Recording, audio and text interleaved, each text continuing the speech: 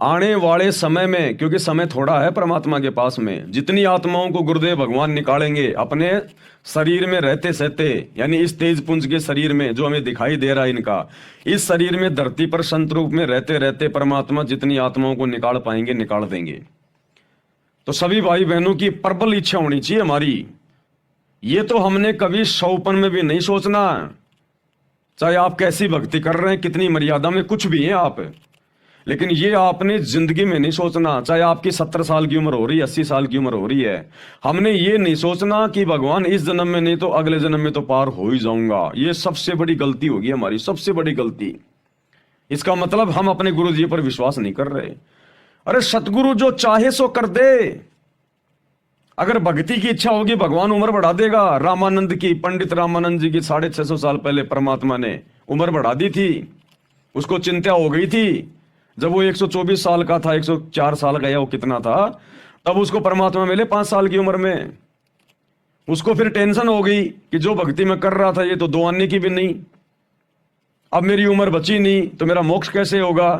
तो उसकी चिंता को देखकर भगवान ने 150 साल की उम्र दी उसको, पंडित रामानंद जी को, कि तेरे भाग्य में उम्र नहीं है, तेरी मौत तो उसी दिन होनी थी जिस दिन सिकंदर लोधी ने तेरी गर्दन काट दी थी, वो तेरा लास्ट दिन था। अब आगे का जीवन मैं दे रहा हूं तेरे को भक्ति के लिए। तो परमात्मा ने 150 साल की उम्र दे दी उसको। तो वर्तमान में कोई भाई बहन अगर 80 साल का भी हो रहा है ना, तो ये मत सोचना कि इस जन्म में नहीं तो अगले जन्म में तो पार हो ही जाऊंगा। ये अगला जन्म हमारी डिक्शनरी से हटा देना चाहिए हमने। ये दिमाग में नहीं आना चाहिए अगला जन्म, नहीं, बिल्कुल नहीं। वो भगवान की मौज है, वो गुरु की मौज है, अगला जन्म दे ना दे, लेकिन हमने नहीं सोचना बिल्कुल भी। और दूसरी बात, भले आपकी 30 साल की उम्र है, चाहे 40 साल की उम्र है, चाहे आपकी 50 साल की उम्र है, हमने सुबह उठते ही सबसे पहले भगवान से यह अरदास करनी है, परमात्मा पीछा छुड़ाओ। अगर आज भी आप सतलोक के लिए अगर मुझे लेकर जाना चाहोगे ना गुरुदेव, यदि आप आज और अभी इसी समय अगर आप मेरे सामने प्रकट होकर कहो बच्चों चलो बैठो विमान में, ए गुरुदेव मैं उसी समय आपके साथ चलने को तैयार हूं। हमने इस कदर तैयार रहना इस संसार से पीछा छुड़वा के कि भगवान जब तक हूं तब तक तेरी नौकरी कर रहा हूं, तेरे बच्चों का पेट भर रहा हूं, तब तक मैं अपनी जिम्मेदारियां निभा रहा हूं, काम धंधा कर रहा हूं। बाकी मेरी इस गंदे लोक में रुकने की, रहने की, जीने की कोई इच्छा नहीं है। हमने इस कदर अब तैयार हो जाना चाहिए इस गंदे लोक के दुखों को देख के, भगवान के मिशन को समझ के। रोज हमने ये सोचना है कि बस आज मेरा अंतिम दिन, आज मेरा अंतिम दिन। ये प्लानिंग मत बनाओ, भक्तों के मन में ये प्लानिंग नहीं होनी चाहिए कि 2 साल बाद एक मकान बनाऊंगा। ये प्लानिंग नहीं होनी चाहिए भगत के मन में। क्या पता भगवान आपको 1 महीने के बाद सतलोक ले जाने की सोच रहा है और तुम उधर 2 साल बाद में मकान बनाने की सोच रहे हो। तो भैया काल के साथ एग्रीमेंट है, भगवान जबरदस्ती नहीं करेगा। भगवान 1 महीने की आपकी टिकट को कैंसिल कर देगा कि देखते हैं भैया अभी तो हमारा भगत ही 2 साल की सोच रहा है, अभी तो हमारा भगत ही ये सोच रहा है कि 2 साल बाद जाऊंगा। तो जब तक ये तैयार नहीं होगा मैं कैसे लेके जाऊंगा। क्या कहते हैं गुरुदेव बार बार कि बच्चों तुम अपनी इच्छा से आए थे, अपनी इच्छा से जाओगे, मैं जबरदस्ती नहीं करूंगा। ना मैंने सतलोक में जबरदस्ती करी कि तुम काल के साथ जाओ, तुम्हारी इच्छा बनी तो तुम इसके साथ आ गए, मैंने भेज दिया। अब ना मैं यहां जबरदस्ती करूंगा कि चलो सतलोक, चलो सतलोक, ना तुम्हारा हाथ पकड़ के ले जाऊंगा। जब तुम खुद अपनी इच्छा से सतलोक जाने के लिए तैयार होगे उस दिन लेके जाऊंगा। तो ये आप और हमारी इच्छा पे निर्भर है भाई और बहनों। इतना ज्ञान देने के बाद में आप और हमारी इच्छा के ऊपर है ये। तो हमने ये मन में प्लानिंग नहीं करनी यदि हम भगत हैं तो, और अगर हमें ज्ञान समझ में आ गया और मोक्ष चाहते हैं तो, कि 2 साल बाद में वहां पर जो मेरा प्लाट खाली पड़ा है ना उसमें एक मकान बनाऊंगा। तो गई तेरी 2 साल तो हो गई तेरी बर्बाद। क्या पता तेरा गुरु तेरे को 2 महीने बाद सतलोक ले जाने की सोच रहा था और नालायक तूने अपने पैर पे मार ली वो कुल्हाड़ी कि 2 साल बाद तो मैं प्लाट बनाऊंगा। वो प्लाट बनने के बाद फिर सोचेगा 2 साल तो इसमें रहूंगा आराम से, हैं, फिर आने वाले 2 साल में हो जाएगा तेरे पोता, फिर सोचेगा 6-7 साल तो पोता खिलाऊंगा भी, तो यही रह जाएगा फिर। तो भगत ने प्लानिंग नहीं करनी, 2 टाइम की रोटी परमात्मा दे रहा है, बस उसी में संतुष्ट रहना हमें। हमने प्लानिंग नहीं करनी कि मेरे खेत के पास में से रिंग रोड निकल गई, अरे हाईवे बन गया, जमीनों के भाव बढ़ गए, वहां मैं 2 साल बाद में एक ढाबा खोलूंगा गाड़ियां रुकेंगी, लोग खाना खाएंगे, घर में पैसे आएंगे, गया काम से। प्लानिंग नहीं करनी, किसी चीज की प्लानिंग नहीं करनी हमने। अगर हमने प्लानिंग करनी है तो सतलोक जाने की करनी है कि कब गुरुजी आएंगे, कब गुरुजी आएंगे, मेरे अंदर क्या कमी रह गई जो परमात्मा अभी तक लेने नहीं आ रहे, क्या कमी रह गई मुझे। अपनी कमियों को देखो, अपनी कमजोरियों को देखो, अपनी भक्ति को बढ़ाओ, गुरुजी को प्रसन्न करने के तौर तरीके अपनाओ सतलोक जाने के लिए। और प्रतिदिन हमने ये सोचना कि मैं त्रिकुटी पे खड़ा हूं, त्रिकुटी पे। यदि किसी भाई बहन को यह पता चल जाए कि मैं त्रिकुटी पे खड़ा हूं और आज मेरी फाइनल परीक्षा है, और काल हर प्रकार से किसी सुंदर औरत को भेज के, किसी सुंदर युवा जो पुरुष को भेज के, या कोई धन दौलत का लालच देके, या ब्रह्मा विष्णु महेश बनाने का, उनके लोक में कोई देव का कोई पद देने का लालच मुझे दिया जाएगा आज। क्योंकि गुरुजी सत्संग में बताया करते थे कि बच्चों, तुम्हारा जो असली खेल है ना वो त्रिकुटी पे शुरू होगा। हमें गुरुदेव बताया करते थे कि बच्चों, धरती पे ये काल कुछ नहीं कहेगा, तुम्हें कुछ नहीं कहेगा। ये इस पृथ्वी लोक पर तो जैसा तुम्हारा कर्म है उसी अनुसार तुम्हारे को अच्छा बुरा मिलेगा। ये इस पृथ्वी लोक पर तो जीव को छेड़ता भी नहीं है। इस काल का असली खेल शुरू होता है जब हम त्रिकुटी पर पहुंच जाते हैं, वहां ये अपना दाव खेलेगा। उससे नीचे ये कुछ नहीं कहता ये काल। उससे नीचे तो जैसे तेरे कर्म है वैसा ही तेरे को मिलेगा। तो प्रतिदिन हमने ये सोचना कि आज मैं त्रिकुटी पे खड़ा हूं, मेरा फाइनल डे है आज मेरी परीक्षा का दिन है। और परीक्षा के दिन में, जिस दिन बच्चे की परीक्षा होती है, अगर उसका जीजा भी आ जाए, उसका फूफा भी आ जाए, उसका कोई अच्छे से अच्छा कोई यार दोस्त मित्र कहे कि चल आज घूमने चलते हैं, अरे गाड़ी मेरे पास में, पैसे मेरे पास में हैं, तेरे को पैसे खर्च करने की जरूरत नहीं है, अरे कोई बात नहीं मैं लेके चलता हूं तेरे को फ्री में, चल आज घूमने चलते हैं, वो बच्चा कहीं नहीं जाएगा। उसको पता कि आज तेरी परीक्षा है, अगर आज तू परीक्षा में नहीं गया और फेल हो गया, तेरा 1 साल बर्बाद होगा। तो भगत को ये डर होना चाहिए कि आज मैं त्रिकुटी पे खड़ा हूं, मेरा हर दिन ये त्रिकुटी का दिन है, और अगर मैं फेल हो गया मेरा एक जीवन जाएगा, एक जीवन पूरा। तो ये सोचकर, इतना भयभीत होकर हमने अपने हर दिन को त्रिकुटी पे खड़ा हुआ मानकर इस भक्ति मार्ग पे आगे बढ़ना है कि भगवान मेरी कहीं से भी आज मेरी परीक्षा हो सकती है। अगर मैं घर से बाहर निकल गया ना काम धंधे के लिए, कोई भी काम करता आदमी, तो ये सोच के घर से निकलना है कि आज मेरा फाइनल डे है, मैं त्रिकुटी पे खड़ा हूं। और काल किसी न किसी प्रकार से, चाहे किसी से मेरा लड़ाई झगड़ा करवाएगा, मनमुटाव करवाएगा, कोई लड़की आएगी बोलेगी मेरे से फ्रेंडशिप करोगे क्या, मेरे से चैटिंग करोगे क्या, मेरे से शादी करोगे क्या, पता नहीं क्या क्या ड्रामेबाजी, कुछ भी हो सकता है। ये नित्य नियम हमारे को इसीलिए तो पढ़ाया जाता है रोजाना घर से बाहर निकलने से पहले, कि तुम्हारे साथ में कोई लड़ने झगड़ने को भी तैयार होगा काल प्रेरणा से। कोई अच्छी मंदी बात भी तुम्हें कहेगा, कोई लड़की भी टकराएगी, कोई लड़का भी टकराएगा, कोई लोभ लालच की बातें भी होंगी, रिश्वत की बातें भी होंगी, 2 के 4 कमाने की बातें होंगी। तो तुम लोगों ने किस प्रकार से अपने जीवन को टैकल करना है, अपने पूरे दिन को तुमने सुचारू रखना है। तो गुरुजी सुबह सुबह हमारे को नित्य नियम पढ़ा के, इसीलिए तो हमारे को घर से बाहर भेजते हैं कि बच्चों तुम नित्य नियम को ध्यान में रखना, इसमें तुम्हारे को आदेश दे दिए गए तुमने क्या करना है। तो इस प्रकार भाई और बहनों, हमारा हर दिन ये होना चाहिए कि मैं त्रिकुटी पे खड़ा हूं, तब हम भक्ति पे सफल हो सकते हैं, नहीं तो नहीं होंगे हम। यहाँ पर हम 5 साल आगे की हम लोग ये प्लानिंग करके बैठे हुए हैं, 5 साल आगे की हम प्लानिंग करके बैठे हैं, तो भगवान कैसे ले जाएगा हमें? हमारी इच्छा ही नहीं, अभी तो हमारी यहीं पे वो प्लानिंग की इच्छा है। तो भगत ने कोई प्लानिंग, कोई विचार ऐसा करना ही नहीं चाहिए हमारे को इस काललोक में। प्लानिंग भी करो तो भक्ति की करो कि भक्ति मेरी ज्यादा से ज्यादा कैसे बढ़े, मैं क्या करूं, मेरे गुरुजी कैसे मेरे से प्रसन्न हो। केवल इस बात की प्लानिंग, सतलोक जाने की प्लानिंग, तब जाकर हमारा मामला सुलझेगा, नहीं तो नहीं सुलझेगा भाई और बहनों, बिल्कुल नहीं सुलझेगा।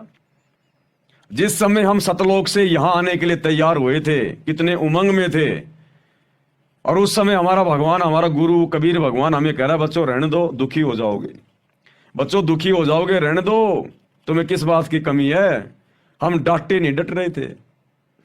हमारा बाकी का जो परिवार था, हमारे माता पिता, भाई बंधु, हमारी पत्नी, वो भी हमारे को रोक रही थी कि मत जाओ मत जाओ, लेकिन हमने किसी की नहीं सुनी, किसी की नहीं सुनी हमने, और हम काल के साथ में आ गए। इस कदर हमने तैयार होना पड़ेगा, यहां हम किसी की नहीं सुनेंगे अब, किसी की भी, चाहे कोई कितना बड़ा हमारे को कोई पद दे, चाहे कोई कितना बड़ा हमारे को धन दे।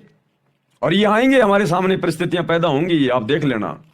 अभी तक हमारा भक्ति धन इतना नहीं बढ़ा, लेकिन जब भक्ति धन बढ़ेगा तो फिर चोरों की नजर पड़ेगी, इस काल की नजर पड़ेगी। फिर कंगाल के घर में कोई चोरी नहीं करता। आपने चाय की थड़ी में चोरी होते नहीं सुना होगा कभी। हाँ, बैंकों में लूट पड़ गई, बैंक में लूटमार हो गई, आपने खूब सुना होगा। क्योंकि चाय की दुकान में क्या मिलेगा? पाव भर चाय मिलेगी, 1 किलो चीनी मिलेगी, अदरक की 2-4 वो गठियां मिल जाएंगी, तो उसको कोई नहीं छेड़ता।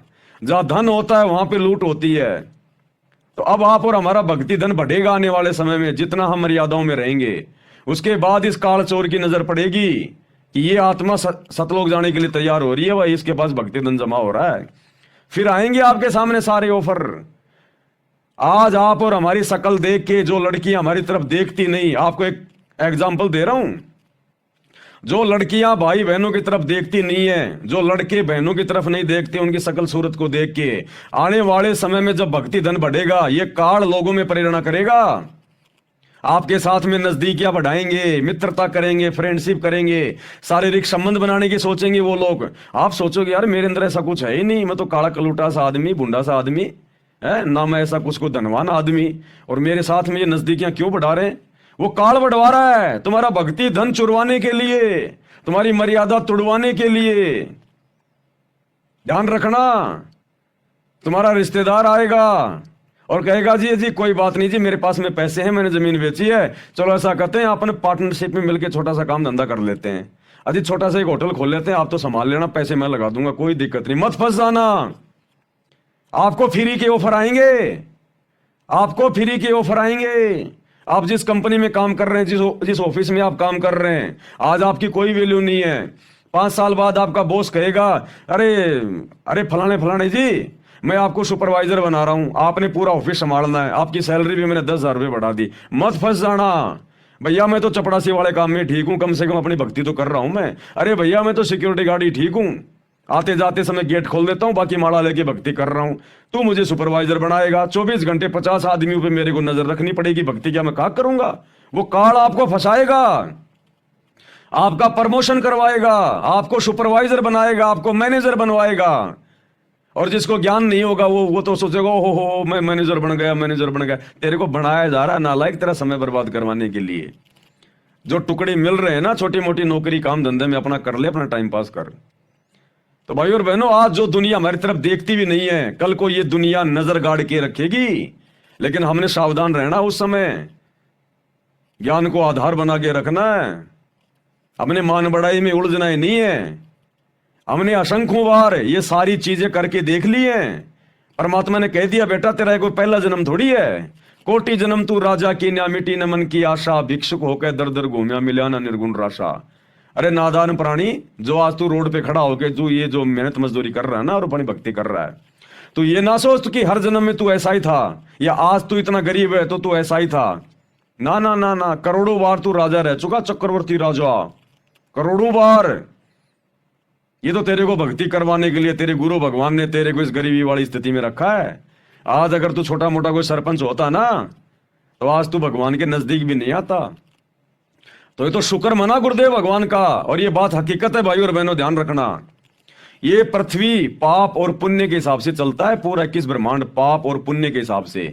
ये कोई राजनीति के हिसाब से नहीं चलता, ये किसी जैक और चैक के हिसाब से नहीं चलता। पाप और पुण्य पे टिका हुआ सारा सिस्टम, ये पाप और पुण्य के ऊपर।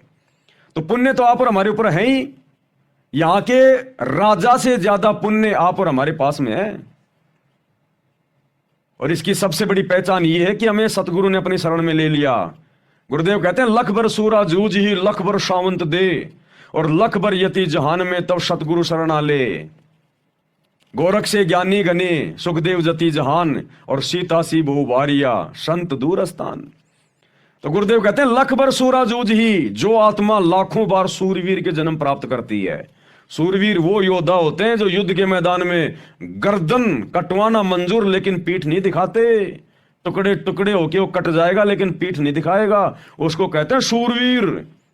तो गुरुदेव कहते हैं जब एक आत्मा लाखों जन्म ऐसे सूरवीर के भोग लेती है, लख भर सूरा जूझ ही लख भर सावंत दे, लाखों बार आपको सावंत दे प्राप्त हो चुकी है। सावंत दे गुरुदेव ने बताया वो आदमी होता है जिसके दोनों हाथ या एक हाथ अपने घुटने के नीचे से होता है, पैर के घुटने से भी जिसका एक हाथ या फिर दोनों हाथ इतने लंबे होते हैं।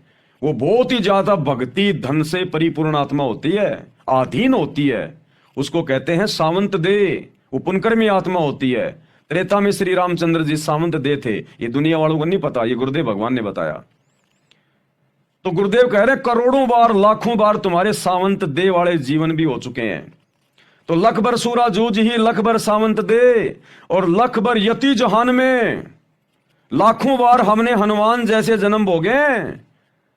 दूसरी औरत पे हमने कभी कुदृष्टि भी नहीं डाली, ब्रह्मचारी जीवन जिया हमने। तो गुरुदेव कहते हैं जब एक आत्मा इतने इस प्रकार के लाखों और करोड़ों जीवन भोग लेती है, इतना भक्ति धन उसके पास होता है, इतने पुण्य होते हैं, तब सतगुरु शरणा ले।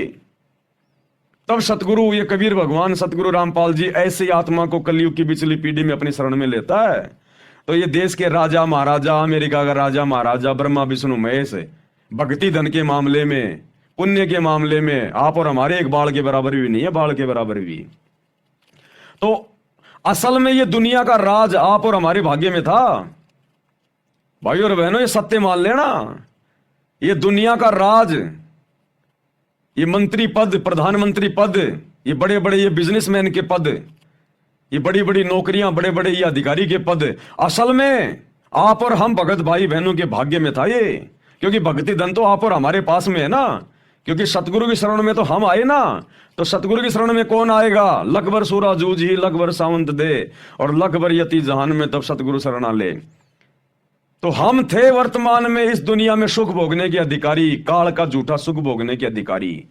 लेकिन हम परमात्मा की अच्छी आत्मा थी, इसलिए परमात्मा ने हमारे भाग्य से वो काल के झूठे सुख, वो मंत्री पद, प्रधानमंत्री पद, वो कैंसिल कर दिया परमात्मा ने, और हमारे को नॉर्मल स्थिति में रखा, ताकि मैं इनको अपनी शरण में ले लूं आसानी से। इन दुखों से दुखी होकर इनको भगवान याद आएगा। अगर हम छोटे से सरपंच भी होते ना, सरपंच भी, तो बता दो आज दुनिया का एक भी व्यक्ति जो सरपंच हो वर्तमान में और गुरु जी की शरण में हो, और यदि है तो वो मर्यादा में नहीं है, या तो कोई सरपंच गुरु जी की शरण में है नहीं, ये तो सबसे छोटी पोस्ट है।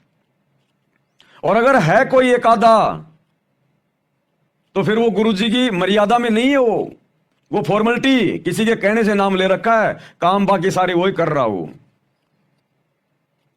तो ये दुनिया के जितने भी जो साई ठाठ बाट वर्तमान में हम देख रहे हैं ना, ये आप और हमारे भाग्य में थे।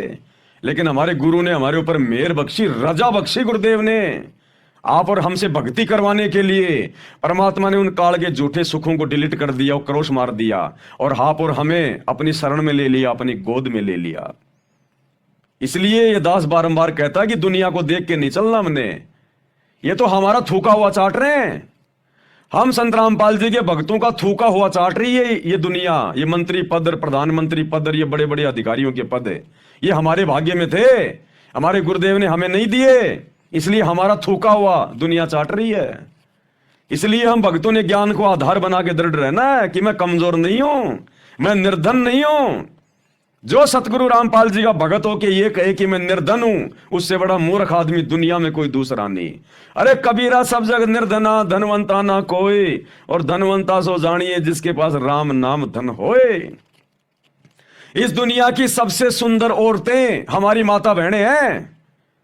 ये होनी थी दुनिया की सबसे सुंदर औरतें, क्योंकि हमारे पास में भक्ति धन है, और भक्ति धन से ही इस प्राणी को उच्च पोस्ट मिलती है, सुंदर शरीर मिलता है, गोरी गोरी काया मिलती है, सुंदर सुंदर उसको चेहरा मिलता है। लेकिन भगवान ने काट दिया हमारा मोक्ष करवाने के लिए, हमसे भक्ति करवाने के लिए, कि अगर मैं इस आत्मा को सुंदर शरीर दे दूंगा, 6 फुट का शरीर दे दूंगा, ये दिन में 10 बार शीशे में मुंह देखेगा, भक्ति क्या खाक करेगा? फिर ये अहंकार आएगा ही आएगा, मान बढ़ाई आएगी आएगी, सुंदरता की, अच्छे हट्टे कट्टे शरीर की आएगी आएगी, अहंकार मान बढ़ाई ये रह नहीं सकता आदमी, क्योंकि 5 विकार हमारे अंदर हैं।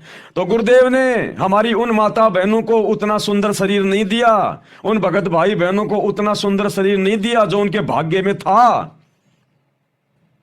तो जानबूझ के परमात्मा ने हमारी माता बहनों को और हम भगत भाई बहनों को वो सुंदर शरीर, सुंदर चेहरा नहीं दिया। घर में हमारे वो इतना पैसा नहीं दिया हमसे भक्ति करवाने के लिए। तो ये जितनी जितनी सुंदर माता बहनें, बड़ी बड़ी ये बॉलीवुड की हीरोइन बन के घूम रही हैं, बड़े बड़े राजघरानों की बहु बेटियां बन के घूम रही है, ये हमारी माता बहनों के द्वारा थूका गया चाट रही है। ये हम भक्तों के भाग्य में था, ये सुंदरता, ये सुंदर चेहरा, हट्टा कट्टा शरीर, ये हम भक्तों का थूका हुआ चाट रही है दुनिया। इसलिए हमने किसी के रूप रंग को देखकर, किसी के धन कार कोठी को देखकर, किसी के मंत्री पद को देखकर हमने अपने अंदर निराशा नहीं लेके आनी कि मैं गरीब हूं, मैं सुंदर नहीं हूं, मैं काला हूं, मैं कलूटा हूं। हम तो सबसे सुंदर थे, लेकिन भगवान ने जानबूझ के बनाया हमें भक्ति करवाने के लिए। इसलिए परमात्मा कहते हैं दुनिया को देख के नहीं चलना, ना दुनिया की धन संपत्ता, कार कोठी, पैसे, रंग रूप, कुछ नहीं देखना। ये हमारा थूका हुआ चाट रहे हैं। हमने भक्ति करके सतलोक जाना है, और अब सतलोक जाके हम वो चेहरा प्राप्त करेंगे, वो सुंदर चेहरा। अगर ब्रह्मा विष्णु महेश भी उस चेहरे को देख ले, जो चेहरा आप और हमारा सतलोक में है, जो हमें मिलेगा, ये पागल होके गिर जाए, पागल होके। इतनी सुंदरता, इतना नूर है, 16 सूर्य जितना नूर। ये भी पागल हो जाए देख के, हमें वो शरीर मिलेगा। अब अगर भगवान हमें यही दे देते तो सतलोक में नहीं जा पाते, फिर हमारे गधे कुत्ते के मुंह लगते फिर अगले जन्म में। तो ये गुरु की हमारे ऊपर विशेष रहम, विशेष मेहरबानी। इसलिए हमने गुरुदेव के चरण धो धो के पीने चाहिए, अपने सतगुरु रामपाल जी भगवान के कि परमात्मा रजा बख्शी, आपने मुझे दुनिया का सबसे धनी बना दिया। ये भक्ति धन, इसकी कदर होगी।